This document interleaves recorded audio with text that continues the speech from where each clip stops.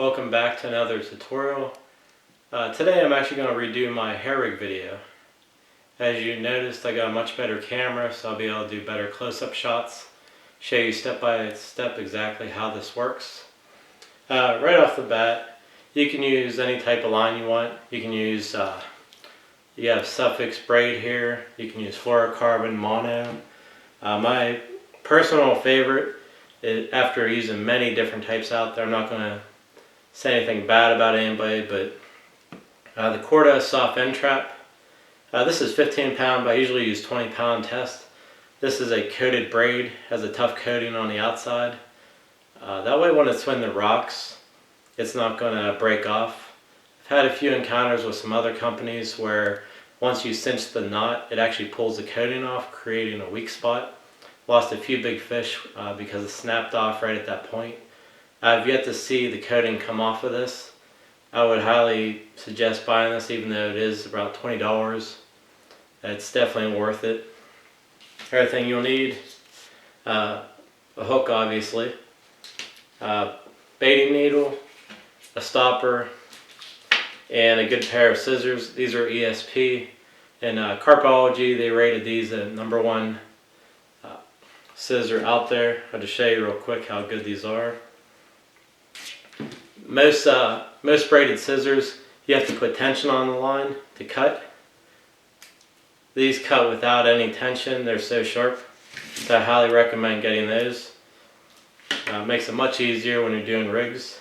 So let's get started. I'll show you step by step how to make the hair rig, what to do, what not to do. That way it works perfect for you every time. Then how the rig is supposed to perform at the end of this video. So let's follow along. And I'm going to show you first person view, that way you're seeing exactly what I see as I tie the rig. And I also put still shots in the video so you can follow along step by step. Okay, let's get started. Okay, let's get started with the hair rig. As you can see here, this is going to be our final product. I put a pop-up on there, which is not really normal for a hair rig, but it's very bright so you can see. It's easier to see in the video. And got a white background to make it a little bit easier to follow along as well. So let's get started. First thing we got to grab is our end trap, or if you're using a braid, whichever you decide to use, it's up to you. So right off the bat, find the end here, and we're going to pull off roughly 12 to 14 inches. So that's about that right there. Grab our scissors, cut it off. Next step, all we got to do is find an end. We're going to fold it back roughly about 1.5 to 2 inches. Got a loop like that. And you want to kind of squeeze it together, straighten it out. That'll make the next step easier. So pinching the end here, grab this end. Going to basically make a circle. So fold it back, pinch it with your thumb. All we did was wrap it around this way, and the line is on top. Grab the top part here, go under and through the center circle.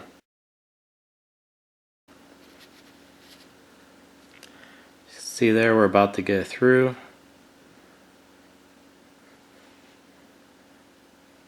This is just an overhand loop. This is what it's going to hold the bait on. So we're going to pull that, and I'm going to add still shots in here so you kind of follow along with that as well. So let's go ahead and cut the tag end off here. You don't have to get it super close because the bait's going to cover it anyhow. And this is what you're left with at this point in the tutorial for the hair rig. Okay, next up we're going to put on the hook. I'm going to zoom in here just so you can see this. This is probably one of the most important things that you're going to look at. Let's zoom in here. Okay, it's not. When you look at this hook, on this side of it you have a factory weld.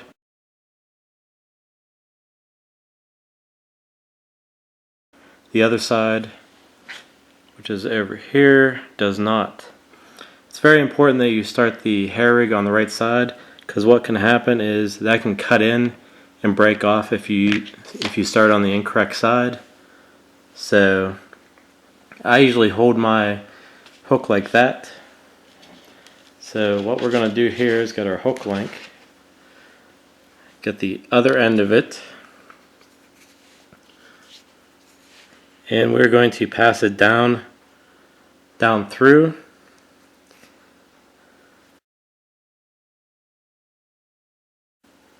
And then we got to figure out what size bait we're putting on next.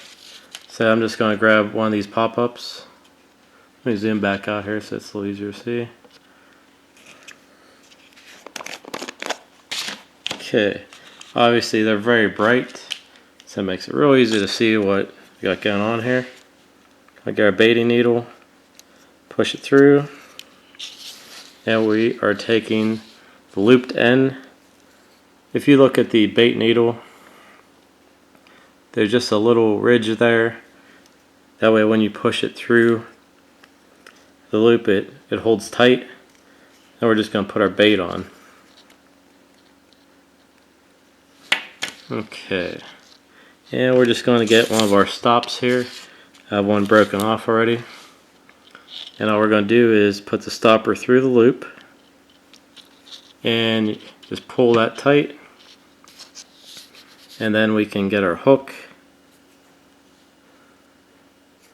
up to where it needs to be.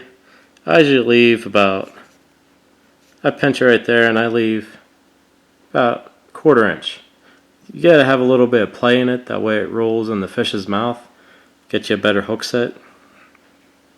So got that, we pinch it off right there, and then we can start our wraps.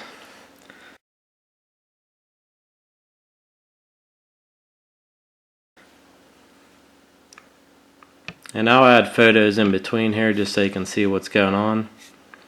Okay, so we know the weld is on this side of the hook, not the back side.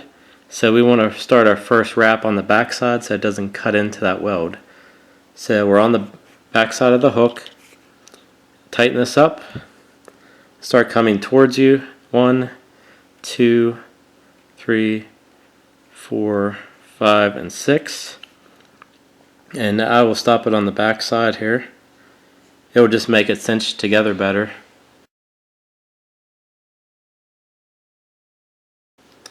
You can really do as many turns as you want. I usually do 6. You can do more or less, really up to you. And add a still shot in there just so you can see where we're at. Okay, basically at this point all we gotta do is go down through the eye again. So this is basically referred to as a knotless knot as well, because there is really no knot.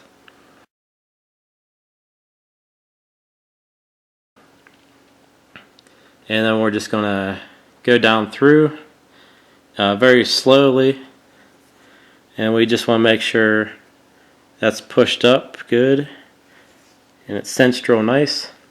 So just kind of pull it, make sure it's pulled down tight. And we're almost done. So looking at this, got your bait in front, 1/4 inch gap, did our wraps. Anything left to do is we just got to do another overhand loop on the end, which I already shown you in the beginning.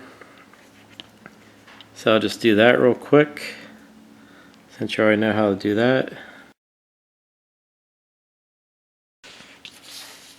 Okay, now that we got the hair rig all made, we want to test it just to make sure it's going to work. So we'll take the palm of our hand, put the bait in there like it'd be the carp's mouth, and then we're just going to watch it slowly turn, which that turned almost instantly without tubing. So, pierced my hand a little bit. Do it again. Rig's in the carp's mouth, and then as soon as we pull it, it turns. That same thing again. Have it, do it back just a little bit. It's turning a lot quicker than normal usually. Usually it takes tubing to do that, which is good. So as soon as it starts pulling, it flips over in the carp's mouth. hooking it. But always test your rigs every time you make one. Make sure they work the same way every time. So that was the hair rig and how to tie that. That's also known as the knotless knot. We did a first person view, that way you're looking directly down. You'll know exactly how to tie it when you're out in the bank. What not to do, and also how to test the rig at the end. You want to test every single one to make sure it's flipping correctly. If it's not flipping correctly, you can adjust the length of the bait, but usually if it's quarter inch away, there's enough room for it to turn. Again, I just used a pop-up. Usually with the hair rig, you're not going to use a pop-up bait unless you change the rig a little bit, which we'll go over later in another video. I'm going to be having many more rig videos, baits videos, session videos coming up, so hit subscribe, and anytime I put out a new video, it'll automatically go to your YouTube account and let you know I have a new one out. And also hit like if you enjoyed this. Hopefully this helps you on the bank for carp fishing. Till next time, I'm Brian Wingard. Thanks for watching my videos.